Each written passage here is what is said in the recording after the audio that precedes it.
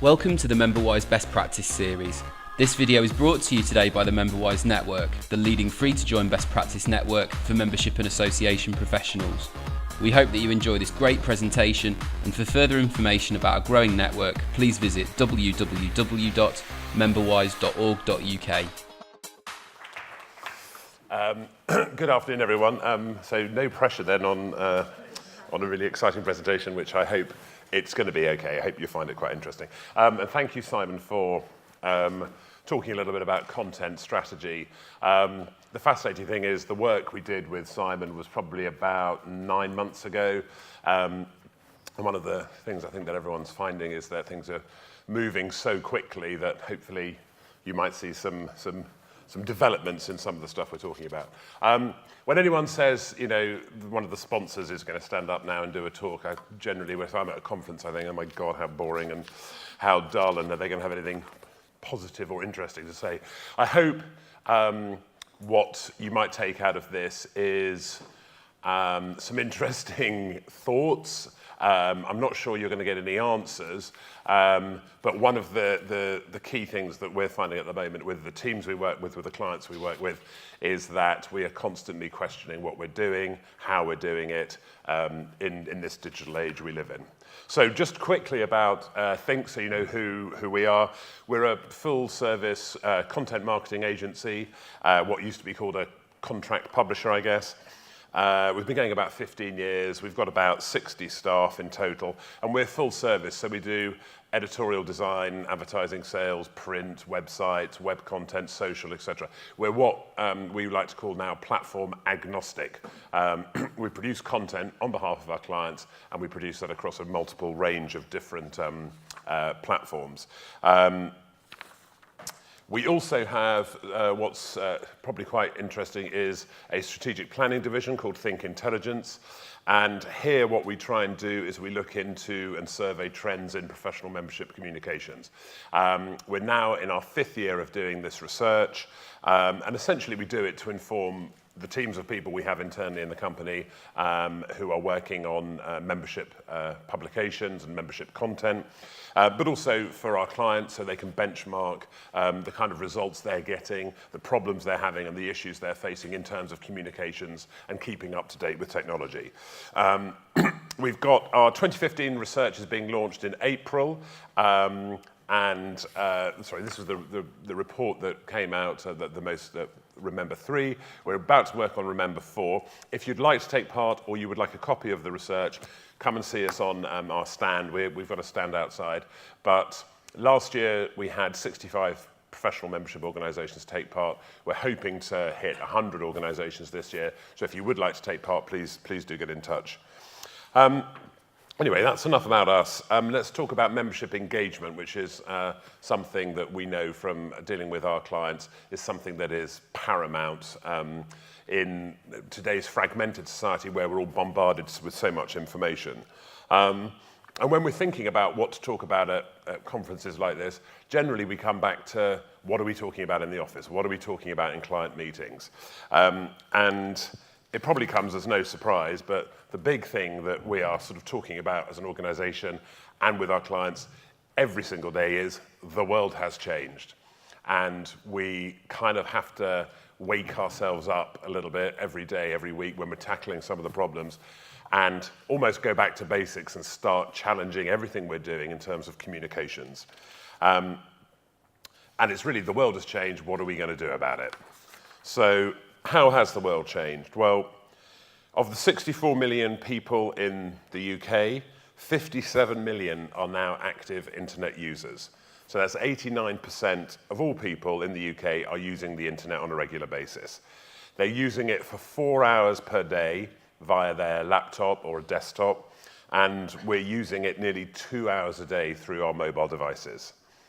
In the UK, 64% of us bought something last year online, and that's the largest percentage in the world. The UK leads the world in terms of e-commerce and what we're buying online, which says something about us as a nation and how we're consuming content. Mobile's the future, without a shadow of a doubt. Mobile uptake, download speeds, 4G, the introduction of new technology, means that mobile communications and mobile content consumption is on the up. There are 38 million active social media accounts at the moment in the UK, and there are 75 million mobile subscriptions. So there are 64 million people in the country, and we've got 75 million mobile subscriptions. And there are 32 million active mobile social media accounts. So it's all changing. Your members have changed. Gone are the days, unfortunately, where they were sitting there patiently every month waiting for us to send them their monthly magazine, which they would diligently read and turn up to events. The publishing landscape's changed as well. It's multi-platform. Simon very rightly said a lot of membership organisations now are depending on commercial revenues from sponsorship, advertising, etc. Well, they're all shifting online, and they're not going to be as big as your print revenues. They're not going to replace those. Revenues are moving to digital, but they're also moving to live event sponsorship. That's where people want to, where advertisers want to connect with your members. You've also got a challenge that you now need to produce engaging content frequently. You've got to do it consistently. You've got to do it across a variety of formats, but you've got to do it in an integrated way if you're not going to waste your time. Print, interestingly, print's not dead. Print magazine, we publish content for about 42 clients, I think it is now. Every single one of them we still produce a print magazine for. Every single one of those clients is going to continue print for the foreseeable future. Digital replica editions, this is the Apple newsstand store, which probably a couple of years ago I was sitting up here telling you all you must get your Apple newsstand app up and you must get your digital editions. Digital editions, we don't read them. The UK population, the UK public, slightly different in Asia and the Far East, but in the UK, only 1.8% of all magazines consumed last year in the UK were digital editions off the App Store. They're impossible to download quickly. SEO is absolutely rubbish, and just generally the people in this country do not want to read them. I'm sure I'll get shot down for that later. Video and infographic content is the way forward. In terms of you only have to, at home, look around on a Sunday morning and see the people in your family and what they're doing, and you'll find a lot of them are watching video online, watching video on YouTube, consuming video content. So some of the types of content and the way we present it is all changing. E-newsletters, absolutely vital part of the mix. I know in the research, harnessing the web research, email newsletters, e-newsletters come up very high. It is absolutely the way these days to segment content, to target content exactly at your different sectors of your audience. And also, with my other hat on as commercial director, they are easy to monetize. And that's what advertisers want. They want direct, targeted communication with niche groups of members. Social media is here to stay without a shadow of a doubt. But as I've bleated on about for years and years, it needs a strategy. If you don't have a strategy, what are you doing with your social media? And finally, as I said, advertisers are looking for new ways to engage with readers. Print revenues are dropping increasingly. If you look at United Business Media, for example, fascinating fact I was told the other day is that United Business Media, who publish hundreds of magazines in the business and professional sector, 3% of their revenues now come from print. 97% of their revenues come from other channels, and those are essentially live events, conferences, exhibitions, things like this, digital, obviously, e-newsletters, etc., social media, but also the selling of data and the packaging of data for their clients. So this is all very challenging, all very confusing. How do you find a way through this? And this is essentially where we started work really a couple of years ago to try and develop a way for our teams to help our clients cut through this and really come up with a strategy to try and work with all these things that are changing. And they're changing on a daily basis as well.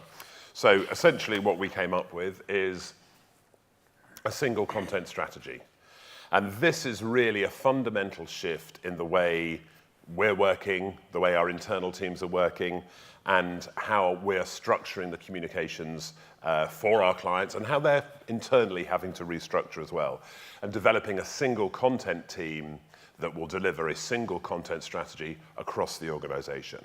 And the three steps really, or the three stages or thinking behind that is, one, put content first. Forget about channels. Have a classic case, an editor about even a month ago when I have been beating him over the head literally with this strategy for about a year and a half. He said, I don't have time to do my analytics on these features I've been publishing because I've got to get my print edition out. And for us, that is completely now contrary to the way that editorial and content generators, I'm not talking necessarily just about editors, have to start thinking about how they're putting content together. It doesn't start these days with a 64-page flat plan, and then when I've done that, I'll think about how I can put some of that content online. It's about putting the content first and then putting the channel second. What channel does this content need to go out across? And in an ideal world, creating once, publishing everywhere.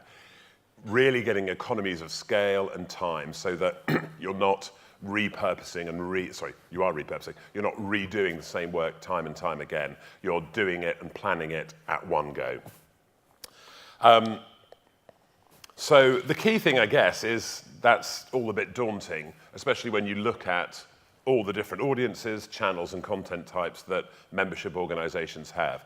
And this is where what we recommend is starting to put together a grid of all your audiences. Some membership organizations have students, fellows, members, affiliates. You've got influencers, you've got government, you've got employers, you've got target sector, you've got advertisers, you've got sponsors. The channels that you've got available to you, print magazine, we haven't come across any organization yet that has dropped their print magazine entirely. They may have reduced frequency and changed its purpose, but they've still got it. Your digital replica, which we recommend for housekeeping purposes, the main website, a microsite, maybe a magazine site that's either integrated or separate, a job site, e-newsletters, live events, social media. These are all the different channels across which you can put out your content. And then you've got all the different types of content you can put out. I've talked about videos and I've talked about infographics, but you've still got your long-form journalism, your features, your articles, your Q&As. You've got blogs, you've got internal stakeholders often producing content, polls, podcasts, ebooks, quizzes, webinars, event content. Often a lot of our clients forget the fact that because they run an annual conference, that's sort of siloed on one day of the year or 2 days of the year, rather than actually making a whole annual feature out of the content around that conference. So we then started to think about, well, how do you put this all in place? And we came up with a 3-step plan, which essentially starts with strategy, putting a strategy in place, your planning and execution, and then measurement and analysis of it. And I'll come on to the measurement bit in a bit more detail, but I can't emphasize enough that measurement of what you are doing increasingly is got to be your nirvana. So, strategy. Confirm your organization objectives. Determine your communication objectives, i.e. put some KPIs against it. If you don't have KPIs against your communications, how are you ever going to work out whether you're doing it right or whether you've delivered the return on investment to your board or to the council or to the trustees? Turn those KPIs then into communications messages. Identify which audience you want to put those messages out to, put the content out, and then review and refine the strategy on an ongoing basis. So, for example, in this case, the objectives could be to promote your events and get more people to come along to a series of events. Your KPIs, it could be volume sales increase, client bookings, it could be click-throughs, it could be general feedback from your members. The messages that you're going to put out, it could be an interview with the main speaker at those events, a blog, it could be tweets, it could be vox pops, it could be video content. And then you've got to work out who's the conference really targeted at. Is it students? Is it affiliates? Is it fellows? Is it a special interest group? So it's really working out a strategy from the start. Then you've got planning and execution, and this really is all about targeted, segmented, tailored content. You've got to plan different types of content that different audiences want. Students are going to want something different from members in practice, as we have with one of our clients. Overseas members, an increasingly large growth area for a lot of you, I'm sure, have different needs from UK members. The regions will have certain different information requirements, special interest groups. There may be generic content that everyone needs to see. But plan the different types of content. Audit your existing content bank. Time and time again, we find with our clients that we're generating a lot of content for them, or they're generating a lot of content, and it gets produced once, it gets buried deep in a website, never to be seen again. And what often organizations are missing is that if you tweet, probably everyone here is on Twitter, if you don't go on it for 24 hours, you'll probably miss something. And unless that's retweeted and re-promoted again and again, you can't be sure that you're really going to get your message across to your audience. So retweet, promote, but also curate content that you've already got. Get a team of people to sit and see what is the information you've already got, what's all this great content you've got, how can you repurpose it, how can you repackage it.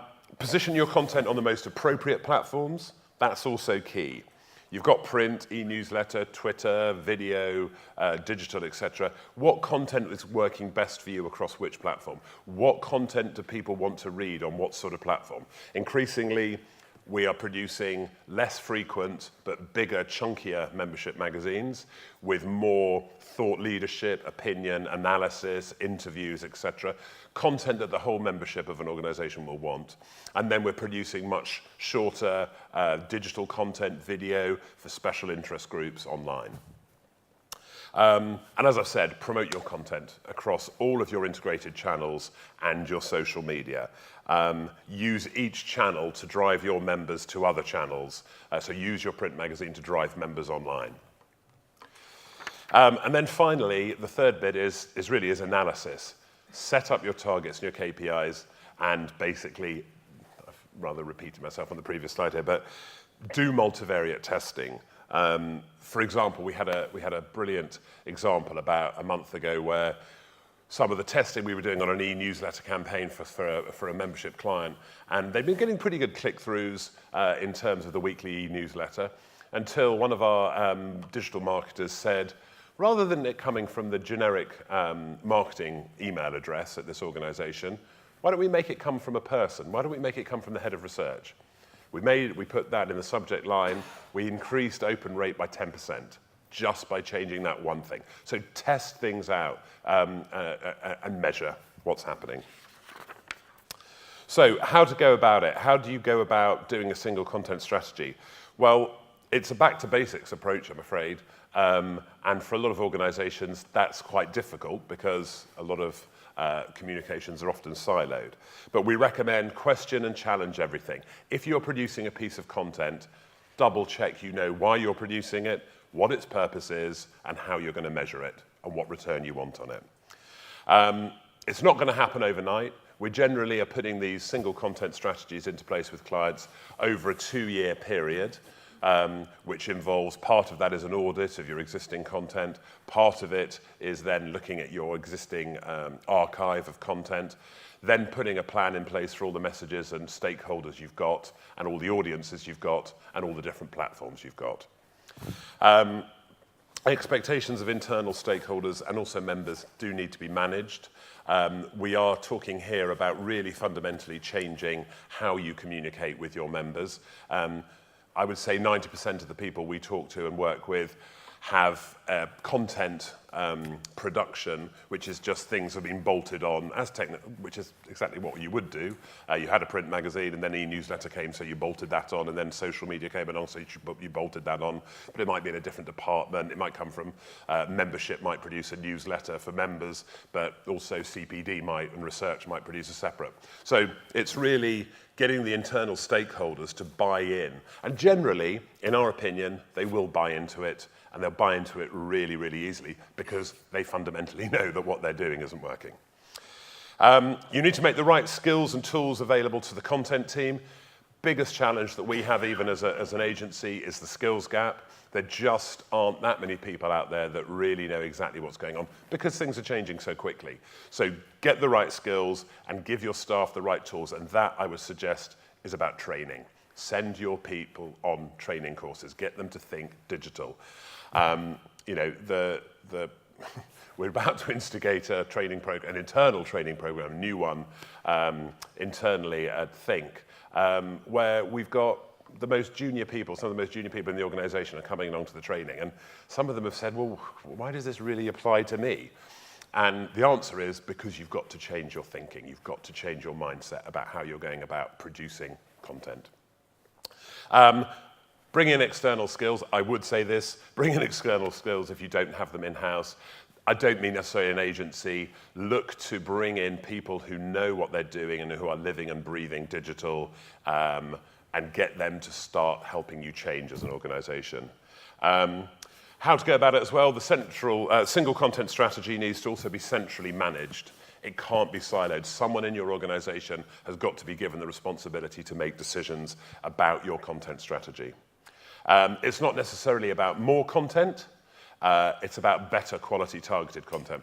We had a client who, over the last couple of years, has asked us to produce a story a day. They want a story a day on their website, which we've quite happily said, right, we can do that, and we'll tie it in with your organizational objectives and what's going on. But why do you want a story a day on your website? Oh, well, because then we've got something new on our website every day. Why do you want something new on your website every day? Because we think that's what people probably want from a web. Well, they don't. What people want is brilliant content that is going to make them think, is going to engage them, and that's going to make them come back to you as a source of advice, inspiration, etc. And also, as I've said already, there's an audit phase at the beginning. Do an audit. Do an audit of all your communications, all of your content, all of your channels, and all of your audiences. See what it looks like. And then I come back to measure, analyze, and adapt. So, all very great, all fun. What are the biggest challenges we're finding when trying to put this in place? Lack of willingness to change structurally. A lot of the work we're doing with clients at the moment means departments changing, things moving from one department to another, responsibility and lines of responsibility changing. That's often due to an inherited process and structure. As I said, most organizations at the moment have a bolted-on approach to their content. Central ownership of content internally is vital, and that often isn't the case. I've already mentioned that. There are obviously technological limitations, speed of change. We have a new channel new content channel we're producing, launching for a client soon, and our recommendations are that it's integrated as part of their main website. And the client quite rightly has turned around to us and said, well, if you try and wait until we've got our website sorted out, this is going to take another 3 years. We'd prefer you to produce a content and then link it back into our SEO and link it back into our CRM system. Resistance in the mental shift in approach to communications. It really is, as I started off with, the world is changing. And I think it's happened in the commercial publishing world, which is where I come from. And that's where organizations like UBM, who were publishers, are now events companies and data companies. And it's going to happen, and it is happening within the professional membership sector. It's not actually about budget. Often the communications change doesn't require any additional budget. It's about repurposing and reallocating budget. I've already said it's a lack of training and skills. There are loads of content out there now that you can access through the through the internet, but also there's training courses there. There's so much information out there that it doesn't have to be very expensive. You can go and help learn yourself digitally. There are a lack of trained experts on the market. As I said, our biggest challenge is finding the right people with the right skill set for our clients. Understanding of analytics. I think, interestingly, in part of our survey, we do. We talk to our clients about, or talk to respondents about what level of analytics they've got. Often it's very basic Google Analytics. Once again, there are so many tools out there, a lot of them free of charge, that you can use to measure the content you're producing and what effect it's having on your members or on your audience. And I think the final point I put in is where this is happening quickly and easily and efficiently for the clients we're working with is when there's full CEO buy-in, where the CEO has turned around and said, I appreciate this needs to happen, I appreciate it's going to cause upheaval, but I'm behind it, and let's go for it. So I would say, get your CEO buy-in. And this really, I guess, as my final slide, is the thing that I thought would be a little bit controversial. It's something that we're saying to all our clients. It's something we're saying internally as well. We've got to all start thinking differently. And basically, you've got to change your staff, get them to change, or change your staff. I think that's it. Thank you very much. This online resource was brought to you today by the MemberWise Network, the leading free-to-join best practice network for membership and association professionals. Find out how we can provide you with more practical help and support at www.memberwise.org.uk.